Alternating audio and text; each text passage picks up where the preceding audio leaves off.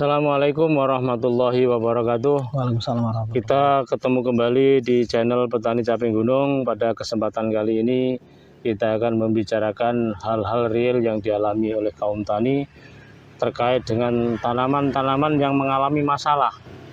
Dalam artian tanaman-tanaman yang tidak tumbuh dengan normal, kerdil atau tidak mengalami pertumbuhan.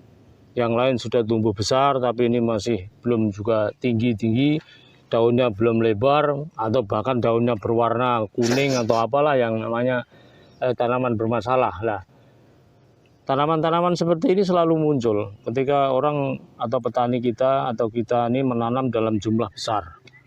Walaupun dipupuk dengan pupuk yang sama, disiram dengan air yang sama, tetapi tetap saja muncul hal yang semacam ini. Nah, ini kadang-kadang mengganggu untuk tanaman-tanaman kita.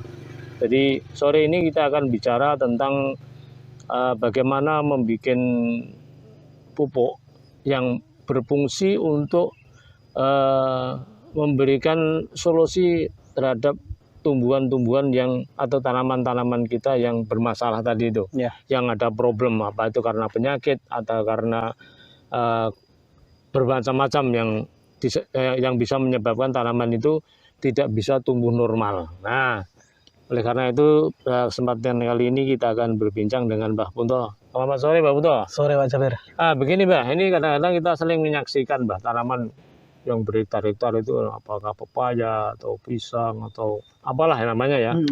Itu kok kadang-kadang ada yang tidak sama, Mbah, nggak normal itu loh. Tanamnya yang lain sudah 1 meter, mungkin dia baru setengah meter atau berapa, terus kadang warnanya daunnya kuning malah. Nah, ini kira ada kiat apa, Mbak, ini, Mbak, untuk mengatasi hal semacam ini, Mbak? Ya, Pak Jabir. Ya, tantangan menanam luas itu kan selalu tidak semudah nanam sedikit gitu ya. Sedikit ya. Jadi makanya di wong tani ki iso nandur siji urung mesti iso nandur 50. Iso nandur 50 sukses urung mesti nandur 1000 sukses. Kan kayak gitu kan. Nah, karena seperti yang diceritakan Pak Jabir tadi, karena dalam sekian banyak itu selalu ada yang bermasalah tumbuh tidak layaknya konco-koncone teman-temannya gitu. Nah, kalau saya lebih sering tanaman-tanaman seperti itu saya treatment pakai asam amino. Jadi dia melakukan perlakuan khusus, Pak Jabir. Asam amino, Pak ya? Apa itu asam amino ini, Pak? Asam amino itu awalnya yang saya ketahui orang-orang membuatnya dari daging ikan. Daging ikan ya. Cuman kalau harus daging ikan amis gitu, saya kan pusing ya. Jumlahnya banyak kan pusing. Nah, akhirnya saya pakainya terasi ikan saja, Pak Jabir. Bukankah itu sudah jadi kayak gitu? Dan memang itu juga ikan juga ya? Juga ikan juga. Dan faktanya di tanaman yang sudah saya lakukan itu bikin yang dari daging ikan yang dilembutkan sama terasi ikan, faktanya yang saya lakukan itu bagus terasi ikan, Pak Jabir. Oh gitu ya. Ini pengalaman yang sudah diterapkan, Mbak Punto ya. Mungkin karena bikin terasi sendiri kan sudah prosesnya panjang gitu kan. Jadi mungkin sudah mengalami berbagai macam proses ya, gitu. Sampai menjadi terasi ikan itu. Nah, ini pemirsa semuanya, saya praktekkan cara yang simpel membuat asam amino yang saya sering lakukan. Yang pertama, di episode sebelumnya kita mengenal pembuatan bakteri fotosintesis. Ya.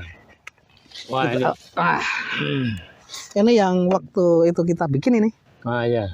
Di episode sebelumnya kita sudah bikin. Jadi ya? Ya. Luar biasa. Nah, simpel saja. Kita siapkan terasi ikan. Ini beli saja, Pak Jabir. Terasi ikannya itu berapa kilo, berapa on, Mbak? Sebenarnya tidak ada patokan sih. Semakin banyak dia akan semakin semakin bagus ya. Tapi yang sudah saya lakukan intinya ya 1 potong 2 potong kayak gitu aja. Untuk 1 galon ini. 1 galon 15 liter ini. Gitu ya. Jadi maksud saya biar para petani juga jelas. Jadi kalau 1 galon ini itu makin banyak makin bagus. Makin banyak makin bagus ya. Oke ya. Sederhana Pak Jabir. Saya sampai malu ini bikin video ini karena terlalu simpelnya. Bakteri fotosintesis kita buka, kita masukkan terasi ikan, udah kita tutup, kita tunggu sebulan ya. Ya ini nanti Pak Jabir kesini sebulan warnanya sudah berubah kekuningan. Jadi hijau ke kuning-kuningan? Ada kekuningan apa ya, kayak minyak. Oh kayak minyak, kuning minyak ya. Kuning minyak, tapi air gitu ya, bukan minyak ya. Jadi yang hijau ini berubah menjadi kekuningan, Bang? Iya. Oh gitu ya. Ini kita tutup selama 1 bulan. Lebih nggak apa-apa ya? Lebih nggak apa-apa. Tapi minimal 1 bulan ya. Terus ini memang terbukti, Mbak? Oh sudah saya lakukan dari tahun-tahun sebelumnya untuk treatment yang seperti itu. Gitu ya. Atau kalau saya punya stok banyak, saya enggak treatmentnya dari awal vegetatif sudah saya asam amino. Jadi biar istilahnya jagani itu sebelumnya. Jagani ya kayak gitu. Antisipasi sebelumnya jadi nggak akan terjadi semacam itu. Ya. Kecuali sudah dirata seperti itu tetap ada, tapi tetap ada Pak Jabir. Ada ya. Nah itu dia lebih khusus lagi. Treatment khusus. Nah, cara pemakaiannya, Mbak? Sama per tangki 200 mili. Gitu ya. Sebelumnya kita punya episode sebelumnya kita sudah bikin bermacam-macam pupuk bakteri kan. Bakteri ya. Atau yang terakhir kita bikin pupuk pembuahan kan. Pembuahan ya. Kita satukan tidak masalah, dia 200 mili, ini 200 mili juga di 1 tangki. Gitu. Jadi 1 tangki itu bisa bermacam-macam ya? 7 pupuk gitu tidak masalah. Oh gitu ya, nggak bertentangan ya? Asal air dulu ya.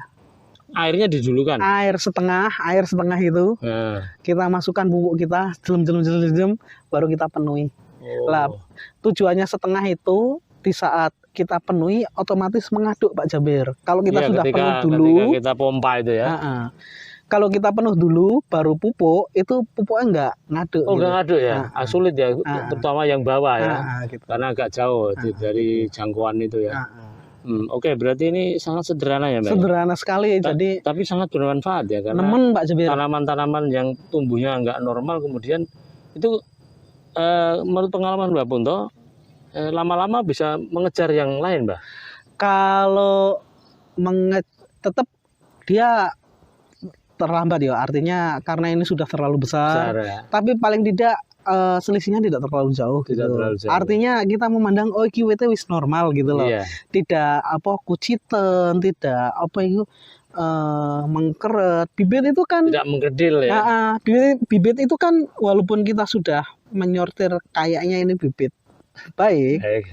Faktanya waktu tumbuh itu kan beda. Ada gitu. yang tidak sesuai. Kalau aku melas nek arep tak buak Pak Jabir. Wong aku wis nguripe gitu. Sudah ditanam, sudah dibibit, kemudian mau dibuang begitu saja. Tapi kalau ditanam kadang-kadang mengalami masalah seperti ini. Tapi dengan cara ini hal-hal semacam itu bisa diatasi, Pak ya.